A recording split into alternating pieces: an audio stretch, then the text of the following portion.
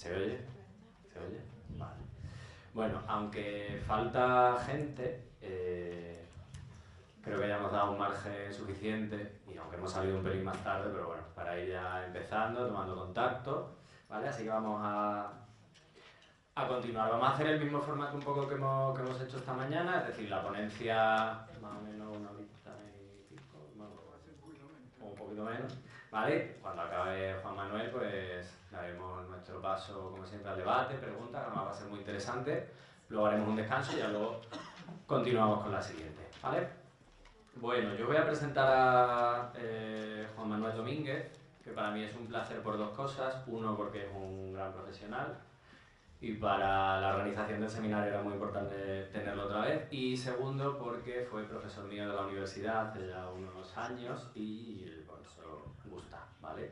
Así que os cuento que Juan Manuel es doctor en psicología, imparte docencia en el área de psicología social y además dirige el máster oficial de investigación e intervención social y comunitaria de la Universidad de Málaga. Igualmente coordina el grupo de investigación LGTBI y tiene publicaciones internacionales en revistas muy prestigiosas como el Journal of Homosexuality o el Journal of Community Psychology, entre otros. Y recientemente ha participado en el desarrollo del protocolo de actuación con personas transexuales, transgéneros e intersexuales de la Universidad de Málaga. Yo no me enrollo más y os dejo con él. Gracias.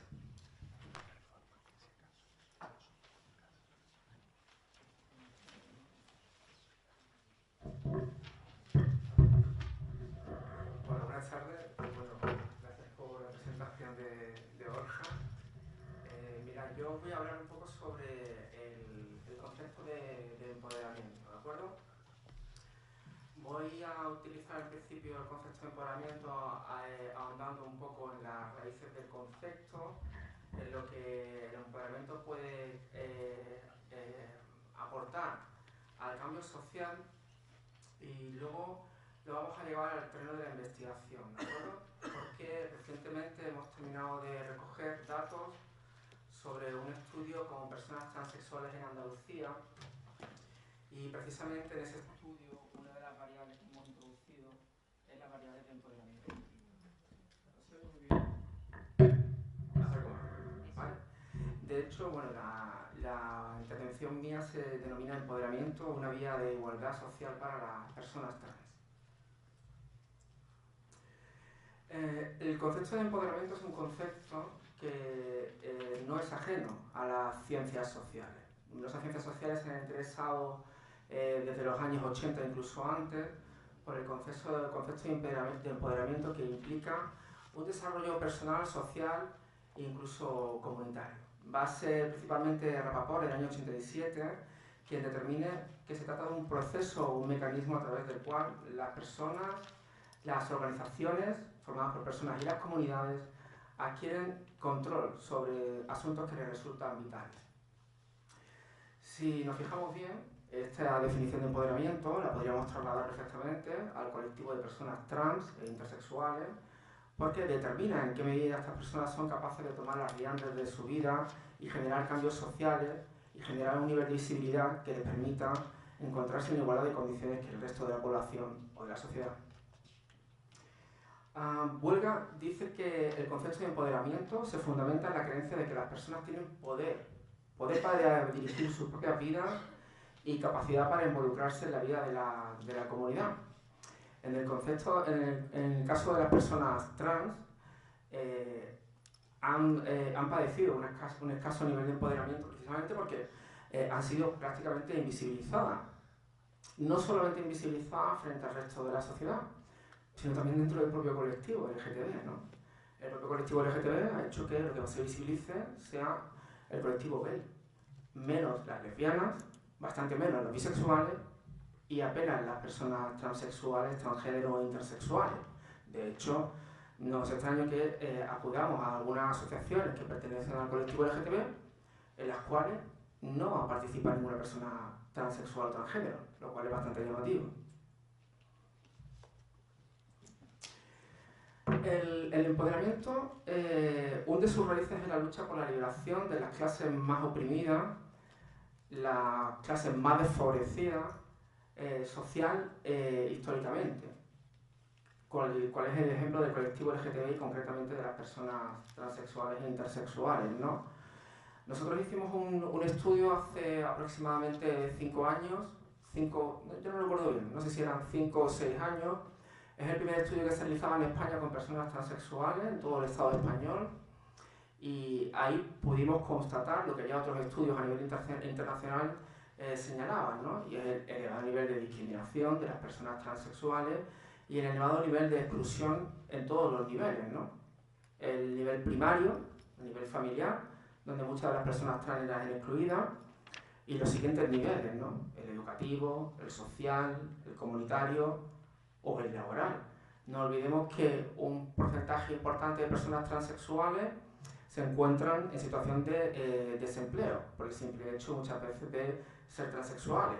Y además que en ese mismo estudio que realizamos nos encontramos que aunque había un 47%, un 44 o 45% aproximadamente de las personas que participaron del estudio, que señalaron que se dedicaron o tuvieron que dedicarse a lo largo de su vida en algún momento a la prostitución como una única vía de acceso al mercado laboral, ¿no? Si le podemos llamar mercado laboral con lo que ello supone, claro. El empowerment además supone un cambio metodológico, un cambio de perspectiva en la forma en la que los psicólogos sociales o los psicólogos comunitarios nos acercamos a la realidad. Concretamente, el empowerment supone un cambio desde el aspecto más terapéutico, más clínico, hacia un poder basado en lo social, también en lo individual, ¿por qué no decirlo? Un claro ejemplo de este cambio de paradigma, del empoderamiento, es el hecho de que supone que mujeres y hombres trans cuestionan el modelo médico imperante actualmente, que presupone de una u otra forma algún nivel de patología hacia un modelo en el cual las personas trans luchan por alzar la voz y alcanzar la justicia social. Vamos a poner un ejemplo de esto, de cómo se produce un cambio de paradigma cuando las personas trans toman las riendas del cambio social. No sé si conocéis la red internacional Stop Transpathologization, un poco difícil de pronunciar, que está activa desde el año 2012.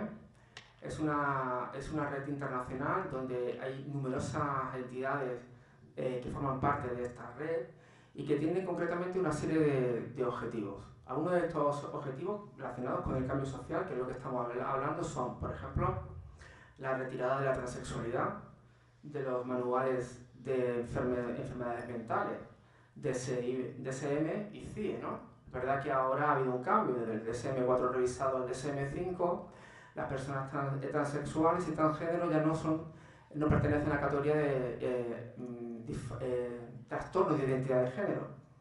Ahora se engloban en la disforia de género, algo que tampoco es totalmente acertado. ¿Por qué? Pues porque las nuevas generaciones, ya los estudios lo vienen desarrollando, muchas de las nuevas generaciones de personas trans no sufren disforia de género. Por tanto, no podemos generalizar en torno a que la transexualidad o ser transgénero implica necesariamente disforia de género, porque no es cierto. Otro objetivo que se plantea en esta red es el derecho a cambiar el nombre o el sexo en los documentos oficiales sin que haya una evaluación o un peritaje médico-psicológico. Derecho a modificar o no los cuerpos sin impedimentos ni coerción. Deben las mujeres transexuales ser lo más parecido a las mujeres cisexuales. Deben ser los hombres transexuales lo más parecidos a los hombres cisexuales, o no tiene por qué. Pues esto es una reivindicación también del colectivo. Cesar también, este es otro objetivo importante, ¿no? El cese de las operaciones a los recién nacidos intersexuales. No sé si sabéis que cuando nace un niño intersexual, la tradición médica establecía que en función del tamaño de la genitalidad definíamos si era pues, un chico o una chica, una verdadera aberración, puesto que después, cuando llegaba a la edad adulta, se producían muchos problemas para estas personas, que habían visto escindidas, habían padecido la decisión de su genitalidad. Garantizar el acceso al mundo laboral. Me estoy acordando, por ejemplo, a nivel internacional del caso de las hijas, que en mayor medida se definen como en femenino y que están abocadas prácticamente a las prácticas sexuales y a la prostitución. No olvidemos que un porcentaje importante de las hijas de las Indias están enfermas de SIDA por prácticas sexuales no seguras debidas a la prostitución. Desarrollo de políticas para acabar con la marginación y la discriminación que padece el colectivo. Concesión también de asilo a personas trans que huyen de situaciones de violencia extrema o denuncia de las agresiones, asesinatos y suicidios de las personas trans debido a motivos de transfobia.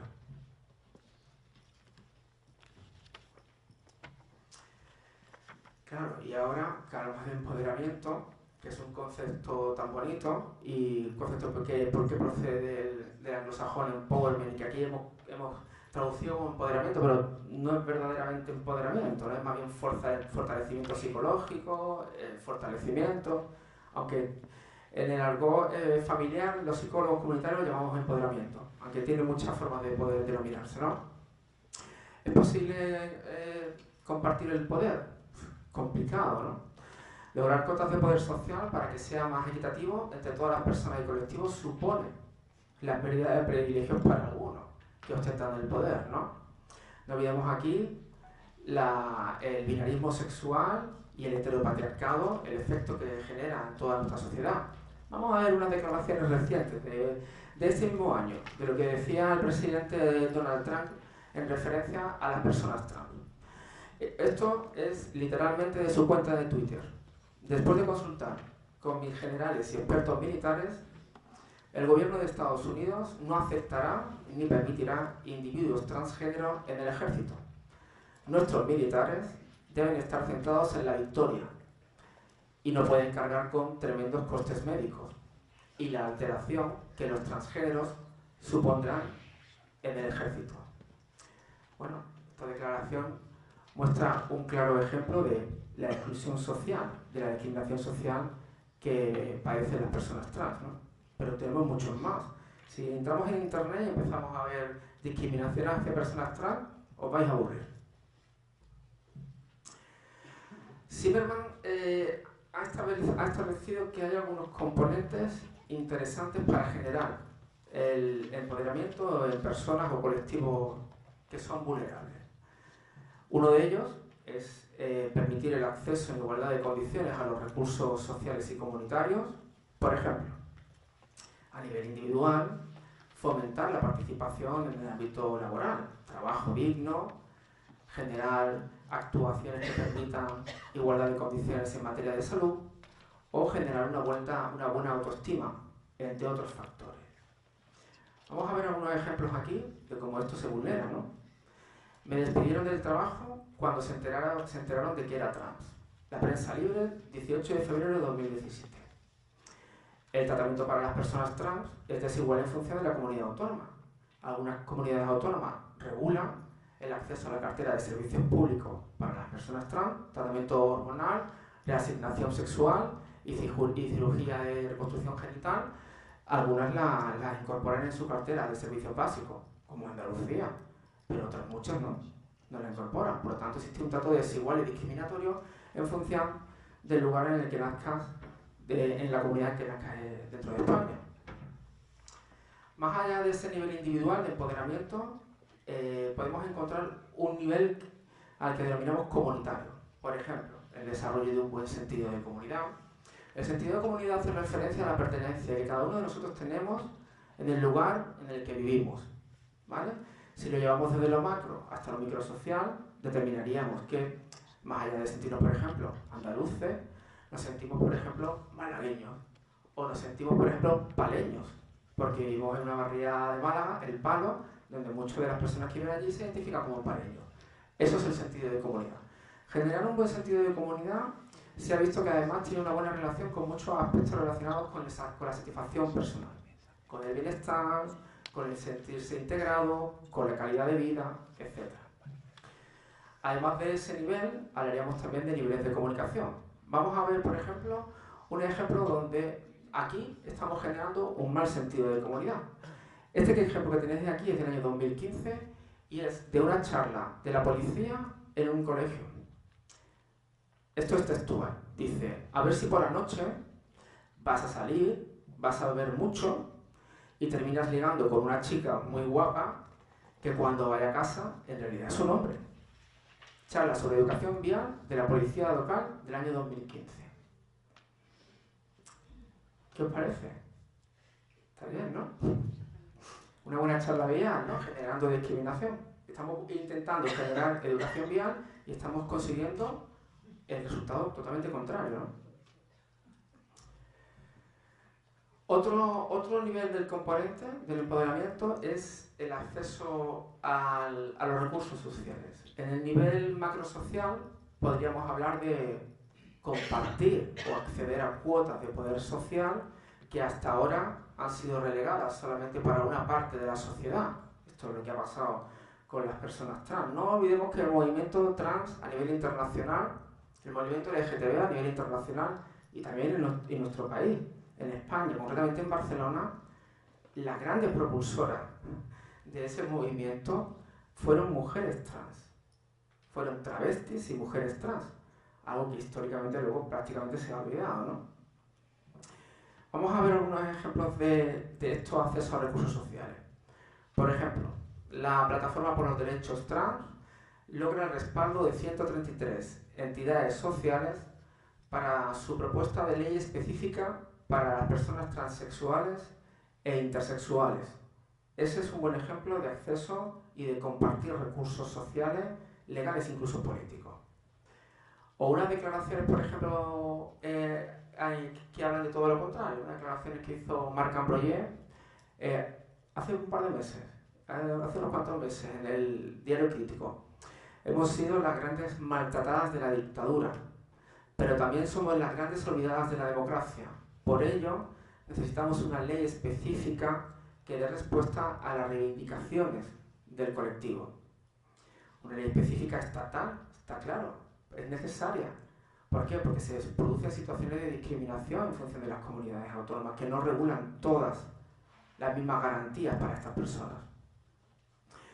Otro acceso a los recursos sociales, lo que acabamos de ver muy recientemente. Se acaba de aprobar en el Parlamento alemán que Alemania va a ser el primer país en incluir un tercer sexo en sus documentos oficiales para las personas intersex. De hecho, el Parlamento tiene hasta el 15 de diciembre de 2018 para crear una nueva regulación en este sentido.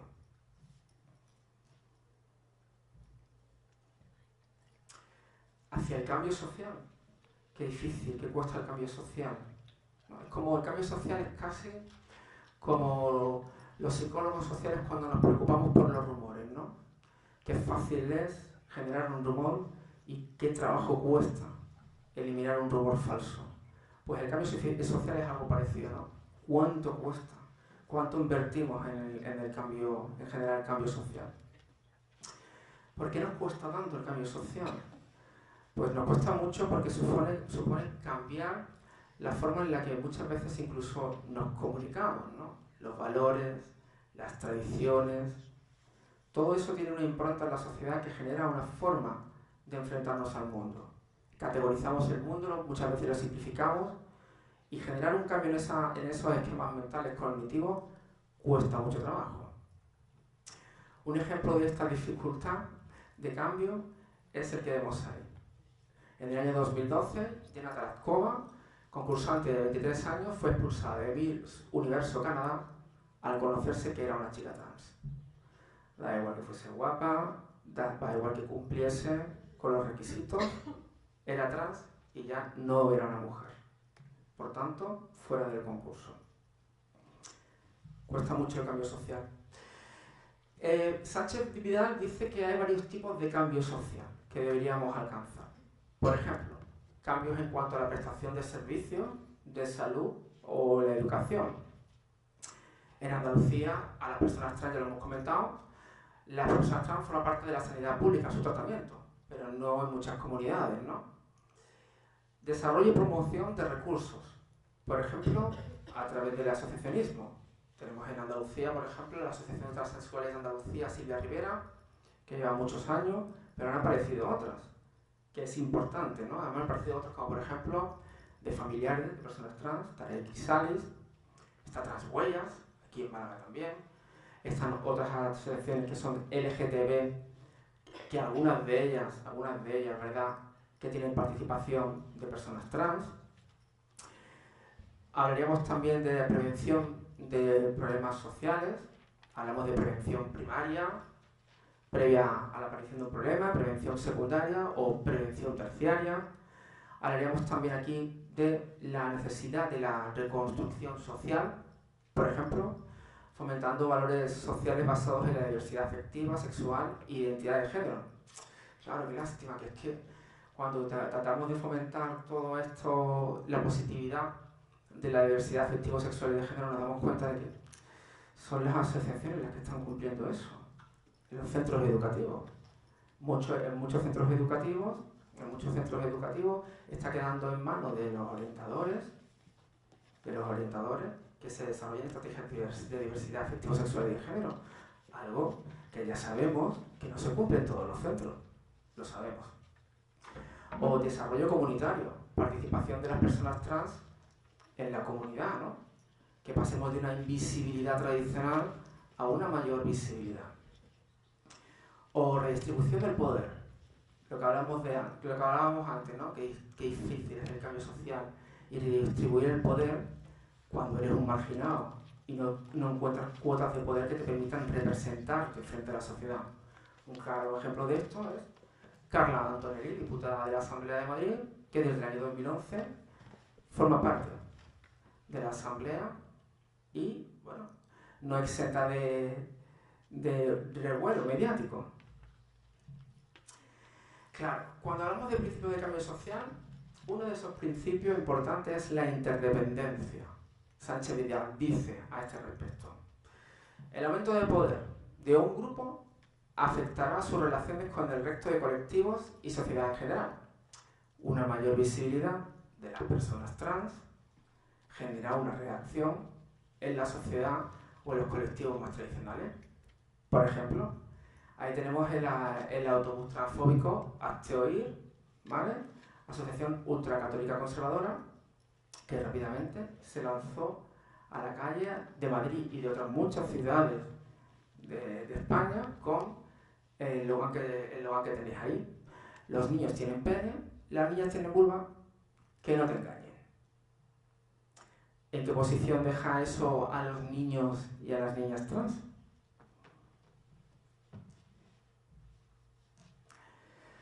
¿Qué más efectos tiene el generar un cambio social? Pues multiplicidad. Algunos son positivos y otros muchos son negativos. Por ejemplo, el presentador Xavier Horcajo, refiriéndose en un programa de televisión a Carla Antonelli, al saber que éste iría a la lista de la Asamblea de Madrid por el PSOE. Esa chica, chico, chique o lo que sea, la está situando en un posicionamiento de clara inferioridad al género femenino, al resto de las mujeres. Está casi en un vacío de género, eso que no se sabe lo que es, ¿no? Más declaraciones que hizo Xavier Horcajo. Dijo: Tomás Gómez podría haber elegido para sus listas a alguien con síndrome de Down o a un enfermo de SIDA, ¿no? Frente a esos efectos negativos, que junto con el autobús de la transfobia nos encontramos constantemente cuando queremos hacer un cambio social, hay algunos cambios positivos.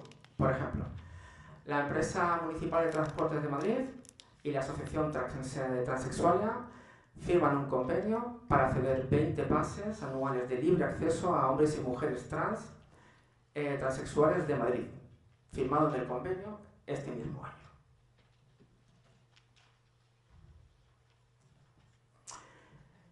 ¿Qué más principios conlleva el cambio social? Pues la inercia funcional, la importancia que tienen las tradiciones y los valores sociales en la forma en la que percibimos el mundo, ¿no? Ahí tenéis un claro ejemplo. Yo creo que ese es el claro ejemplo de dos baños públicos. Marca claramente cómo diferenciamos el género, los roles de género, la identidad de género y las conductas asociadas a cada uno de ellos, ¿no? El baño para ellos y el baño rosa para ellas. La asignación de uno u otro género se hace desde el nacimiento en función de la genitalidad, ¿no? En el caso de los bebés intersexuales, la cirugía correctora, ¿no? esto tenemos que corregirlo. ¿Cómo puede haber una persona que tenga doble genitalidad en un mundo donde el bigenerismo está tan claro? Eso supone un conflicto para muchas personas y para muchos médicos, ¿no? No podemos esperar. Eso ha sido el motivo que incluso algunos médicos han dicho que por motivo de salud, que ha llevado a hacer verdaderas atrocidades con los bebés, ¿no? Esto no, incluso los padres, ¿no? Esto no puede ser. O tiene que ser una cosa u otra. Lo tengo que saber ya. De hecho, muchos padres se preocupan por el sexo de sus bebés antes del nacimiento.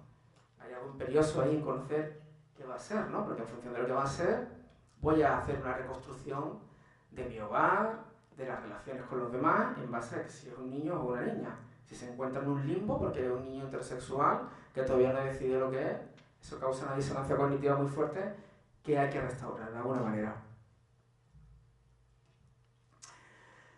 Y un último principio del cambio social que dice Sancho Vidal, interesante, es el de colaboración entre los distintos sistemas sociales para lograr el cambio. Este que os pongo aquí es un claro ejemplo de colaboración entre distintos sistemas sociales. Por ejemplo, el protocolo que este año hemos aprobado de actuación en casos de transexualidad, transgeneridad e intersexualidad en la Universidad de Málaga, que no poseíamos, y que alguna universidad española está también empezando a desarrollar su protocolo de actuación, ¿no? En ese protocolo se recogen, entre otras cosas, actividades de formación e información para toda la comunidad universitaria. Hablamos de estudiantes, profesorado, personal de administración y servicios y otro personal asociado a la Universidad de Málaga, para que conozcan la realidad, porque la realidad no se conoce bien. Yo puedo poner ejemplo de que yo coordino la asignatura de comunidad de lesbianas, gays, transexuales y bisexuales en un máster oficial de la Universidad de Málaga. En esa asignatura que yo coordino tengo estudiantes de trabajo social, de psicología, algunos de educación, he tenido incluso de magisterio y muchas veces, casi siempre, por no decir casi siempre, el primer día tengo que empezar clarificando conceptos. Porque claro, empezamos a hablar de identidad de género, variantes de género, transexualidad, transgenerismo, intersexualidad, orientación sexual, pues hay mucha gente que no lo entiende. Hay muchas personas que no, muchos estudiantes que han terminado el grado que no lo entienden. Comentarios como por ejemplo, pero si antes era hombre y ahora es mujer, primer error. Es que la mayoría de la identidad de género de las personas trans se produce en la infancia. No lo digo yo, lo dicen los resultados del estudio que hemos hecho aquí en España. A una edad muy temprana, niños y niñas transexuales ya saben cuál es su identidad de género. Por lo cual no es que pase de niño a niña, es que siempre me he sentido niña o siempre me he sentido niño trans. Otro de los problemas que nos encontramos en ese sentido. Pero si era un hombre y ahora se hace una mujer trans, ¿cómo es posible que siendo una mujer trans le gusten las mujeres? Para eso, que se hubiese quedado como hombre. Otro problema, claro. La identidad de género y la expresión de género no es lo mismo que la orientación sexual. Lo que os quiero transmitir con esto es que hay un hándicap importante en los profesionales. Estamos hablando de gente que ha terminado su carrera y que está en un posgrado. Estamos hablando de gente que, si tienen suerte, en un breve periodo de tiempo, van a estar sobre el terreno, trabajando. Hay que mejorar el nivel de formación de esos profesionales, porque pueden causar mucho dolor a las personas que van a trabajar con ellos.